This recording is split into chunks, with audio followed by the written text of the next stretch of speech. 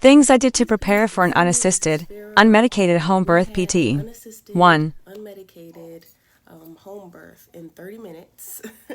And I wanted to share a video on some of the things that I did to prepare for that home birth. First things first, most importantly, I planned.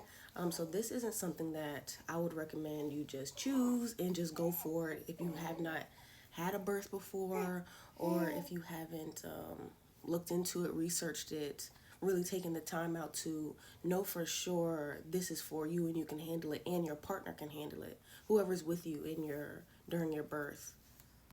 I definitely didn't rush this process. I considered all things, if anything went wrong, how I wanted it to look aesthetically.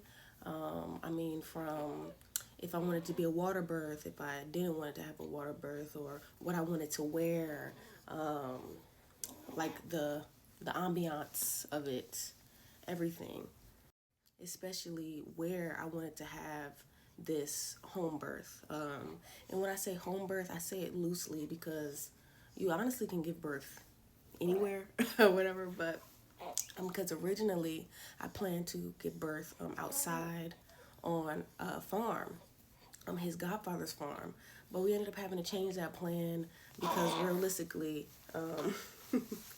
he wants to say something. Realistically, maybe, it just wasn't gonna work out like that. So anyway, hold on.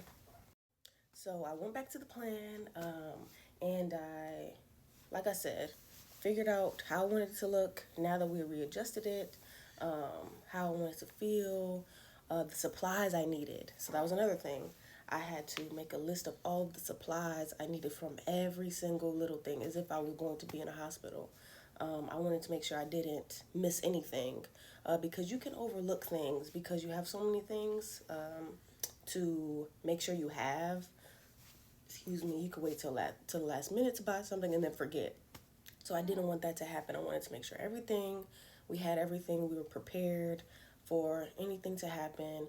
And regardless, if anything did happen, like a medical emergency, we would call 911 or rush to the hospital. So, and in unassisted birth, if you don't know already, is when you don't have a midwife, a doula, any, I guess, medical team with you. It would just be theoretically with you and your partner, and maybe a friend, but no like a medical team. So yeah, and this is what I wanted. I wanted it to be intimate. I wanted to just give birth with my partner and I. We ended up having my friend there. She was our intimate photographer, which I'm so grateful for. I'm so grateful that she was able to come. She was able to fly in. To just be a witness to everything is just amazing. So I highly recommend having at least 3 people there, that can help, that can, grab towels, that can take photos, that will just be that third set of hands because you will need it. Also, another thing I did to prepare, I had a midwife on standby. So I've had birth previously, and I had a midwife there, and but she lived in another state. She lives in another state, so I had her on the phone, on standby. If we had any questions, if my partner had any questions during the birth, I already talked to her about it previously, had her on board, with the idea that I had, even though it sounded crazy and outlandish, but it's what I wanted and it's what happened. So we had her phone number. We would call her in case of an emergency, or case of, not necessarily an emergency, but in case something happened that we just weren't sure and we needed a quick answer, and we couldn't Google it. So that was something I really wanted from my partner, just to make sure that he felt safe, that he felt secure within this wild idea, unconventional idea that a lot of people don't do, because usually you would have a midwife and a doula, but I felt confident that we could do it. I felt confident that I could do it, give birth unassisted, unmedicated, at home. And that's what happened. I trusted my intuition, and I would say that that is another thing that I had to have in my toolbox to prepare for an unassisted birth was my intuition. During pregnancy, your intuition is very heightened. And so I would say lean into it. Lean into that intuition, lean into that trust of self.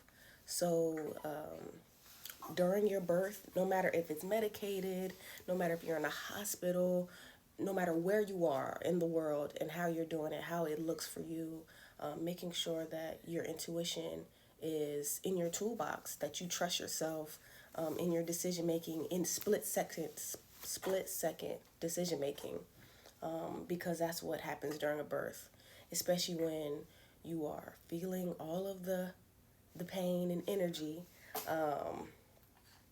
during your birth. You want to be able to make split second decisions if you do want to squat, if you do want to move into another position, for an example, trusting yourself that that's a great idea and to do it, because you know your body more than anybody else, or at least you should. Oh, how did it be? Yeah. I could make a whole separate video of your intuition and all of the things that happened during my birth that I had to lean into my intuition, my partner and I, honestly.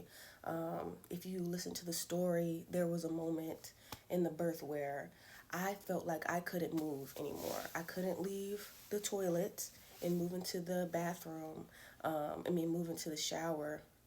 But he knew I had to and I could. And so I had to trust myself, trust him, surrender to him, and allow his intuition to guide us. And that's what happened. There were so many things that happened during that we had to trust and lean into our intuition. So that's another huge thing that I did to prepare for this birth. I'm going to leave it off with that. I will, of course, make a few more videos talking about the things that I prepared to have this birth as they come to me. But yes, all of the things that I said, I would say are the most important. Everything else came naturally, walking, movement, things like that. I'd highly recommend, no matter how far along you are in your pregnancy journey, I would say move. Make sure you move, because there will be a lot of energy exerted and you want your body to be prepared for that. Yeah, thank you guys for watching. Peace.